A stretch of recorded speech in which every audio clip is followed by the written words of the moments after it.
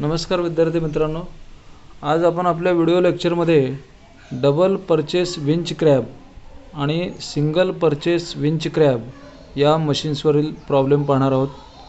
तर double purchase winch crab, the two pinions have 10 teeth each and two spur wheel have 60 teeth each. The diameter of load drum is 20 centimeter and that of effort wheel is 60 centimeter. Find velocity ratio. असा हा आपला question आहे. तर how to solve this problem ते आपण पाहूयात. तर विद्यार्थी मित्रांनो, डबल परचेस विंच क्रॅब किंवा डबल परचेस क्रॅब या मशीनसाठी वेलॉसिटी रेशोचा फॉर्म्युला आपल्याला येणं आवश्यक आहे. तो फॉर्म्युला आपण एकदा लिहिला की आपल्याला पुढचा प्रॉब्लेम सॉल्व करायला काहीही अडचण येणार नाही. तर velocity ratio for double purchase winch crab हा काय आहे ते पहा. Velocity ratio VR is equal to capital D divided by small d into T1 upon T2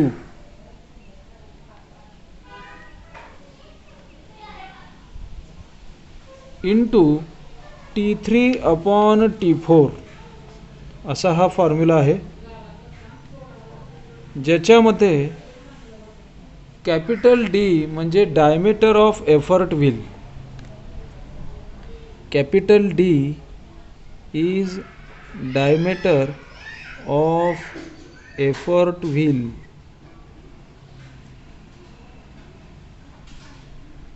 small d म्हणजे diameter of load drum.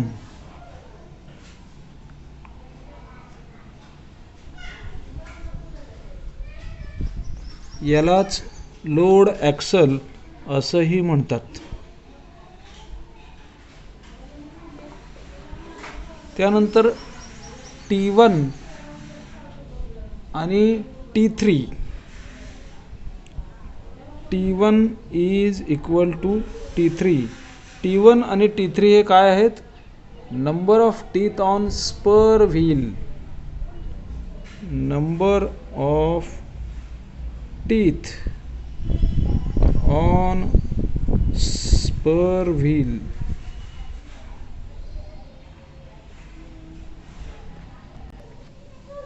And T2 is equal to T4, that is nothing but number of teeth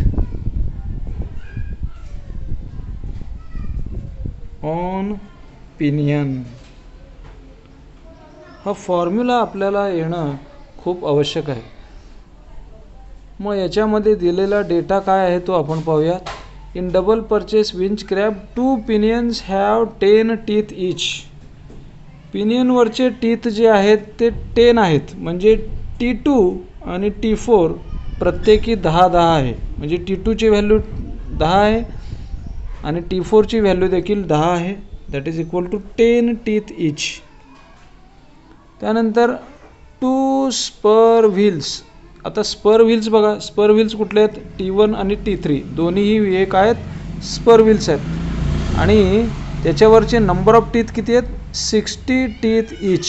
म्हणजे T1 is equal to T3 is equal to 60.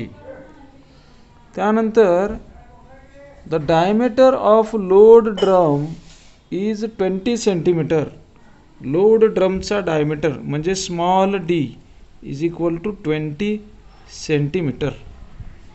And that of effort wheel is 60 centimeter. Effort व्हीलचा diameter 60 centimetre.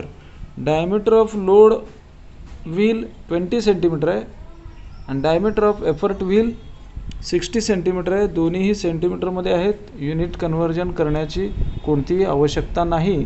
दिलेला data आपण फॉर्म्युल्यामध्ये put up केला की velocity ratio we can find out. तर velocity ratio VR is equal to capital D ची value आहे 60 divided by small d 20 into T1 into T3, T1 आणि T3 ची व्हॅल्यू 60 आहे, 60 इंटू 60. T2 आणि T4, T2 T4 ची value 10 आहे. तर velocity ratio VR is equal to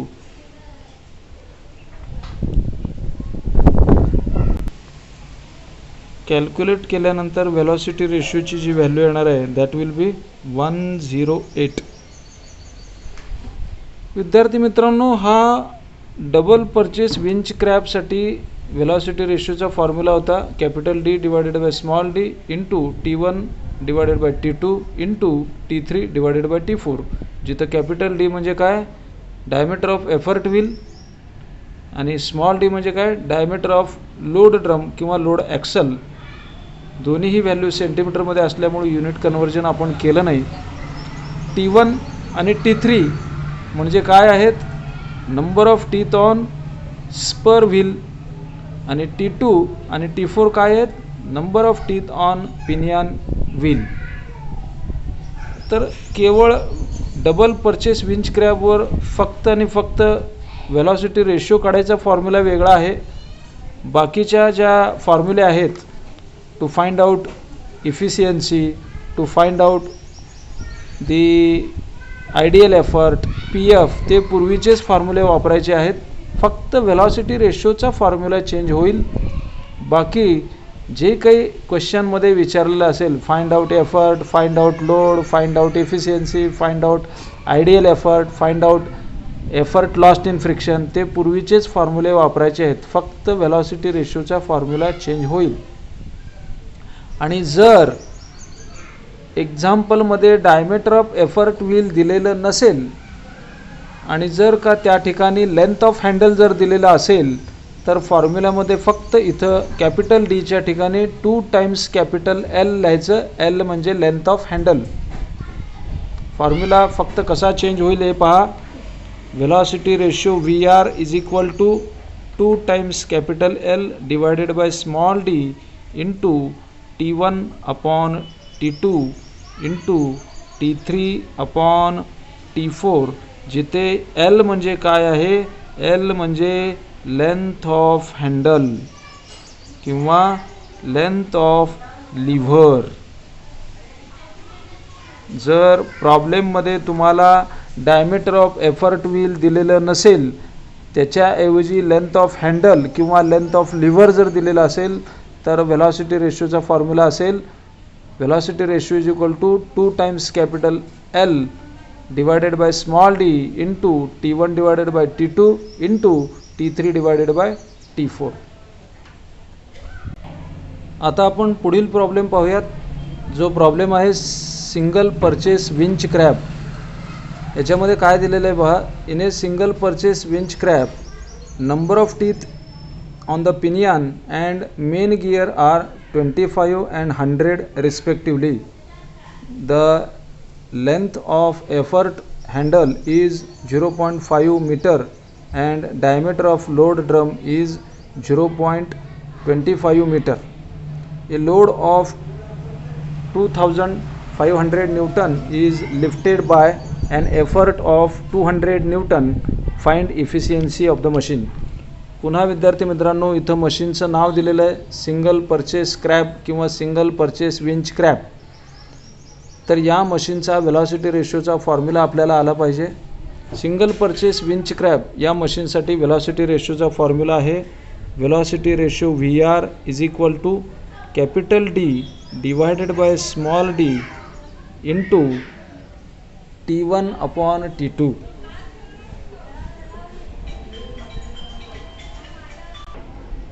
या फॉर्म्युल्यामध्ये कॅपिटल D म्हणजे डायमीटर ऑफ एफर्ट व्हील आहे, स्मॉल d म्हणजे diameter of load drum, T1 is equal to number of teeth on main gear किंवा spur wheel, आणि T2 is nothing but number of teeth on pinion. जर प्रॉब्लेममध्ये तुम्हाला diameter of effort wheel दिलेलं नसेल तर length of handle किंवा liver दिलेलं असेल. L म्हणजे काय, लेंथ ऑफ हँडल और लिव्हर. तर अशा वेळी हा फॉर्म्युला वापरायचा नाही आहे. लेंथ ऑफ हँडल जर दिलेलं असेल तर velocity ratio VR is equal to 2 times L divided by small d into T1 upon T2 हा फॉर्म्युला वापरायचा आहे. आता इथं दिलेल्या प्रॉब्लेममध्ये काय दिलेलं आहे बघा. In a single purchase crab number of teeth on the pinion and main gear are 25 and 100 respectively. म्हणजे number of teeth on pinion हे किती आहेत? 25 आहेत. म्हणजे T2ची व्हॅल्यू 25 आहे. And number of teeth on main gear is 100. म्हणजे T1ची value जी आहे ती 100 आहे. T1 इज इक्वल टू 100 आणि T2 is equal to 25. T2 is equal to 25. त्यानंतर length of effort handle is 0.5 meter. म्हणजे कॅपिटल L दिलेला आहे 0.5 मीटर. And diameter of load drum म्हणजे small d is equal to किती दिलेलं आहे? 0.25 मीटर. आता पहा, length of handle and diameter of load drum दोन्हीही मीटरमध्ये दिलेले आहेत. युनिट कन्व्हर्जन करण्याची गरज नाही. त्यानंतर लोड ऑफ 2500 न्यूटन म्हणजे W जो आहे that is equal to 2500 newton आहे. Is lifted by effort of 200 newton. Effort that is equal to P is 200 newton. तर फाइंड आउट इफिशियन्सी म्हटलं, इफिशियन्सी फाइंड आउट करायची आहे. आता मशीन दिलेलं आहे त्यामुळं मशीनचा व्हेलॉसिटी रेशोचा फॉर्म्युला आपल्याकडे आहे. हा व्हेलॉसिटी रेशो आपल्याला पहिल्यांदा काढावा लागेल. Velocity ratio VR is equal to 2 times L. 2 multiplied by L. Lची व्हॅल्यू आहे 0.5 divided by small d 0.25 into T1ची व्हॅल्यू जी आहे दॅट इज इक्वल टू 100 आणि T2 इज इक्वल टू किती आहे? 25. हे कॅल्क्युलेशन केल्यानंतर velocity ratio that will be equal to, velocity ratio आपण काय करणार? फाइंड आउट करणार. ही व्हॅल्यू 1 येईल. त्यानंतर डिवायडेड बाय 0.25 इंटू इथं किती येईल? 4 अपॉन 1. म्हणजे velocity ratio is equal to 4 divided by 0.25. ही व्हॅल्यू किती येणार आहे? That will be equal to 16. 16 is the velocity ratio. Now we are interested to find out the efficiency of the machine. Efficiency find out करायचे. Efficiency find out करण्यासाठी efficiency is equal to W into 100 divided by P into velocity ratio.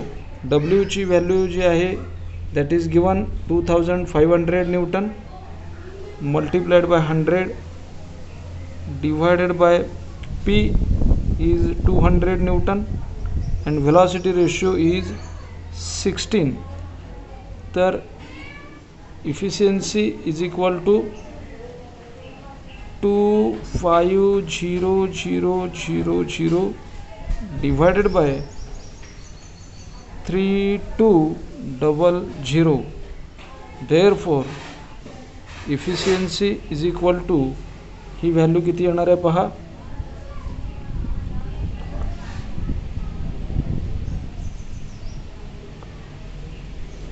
78.125%. आता इथं पहा, efficiency is greater than 50. Machine is reversible. Single purchase crab हे machine reversible आहे, कारण याची efficiency दरवेळी 50%पेक्षा जास्तच येणार आहे. आपलं ही आन्सर 50%पेक्षा जास्त आलं म्हणजे करेक्ट आहे. Efficiency is greater than 50%.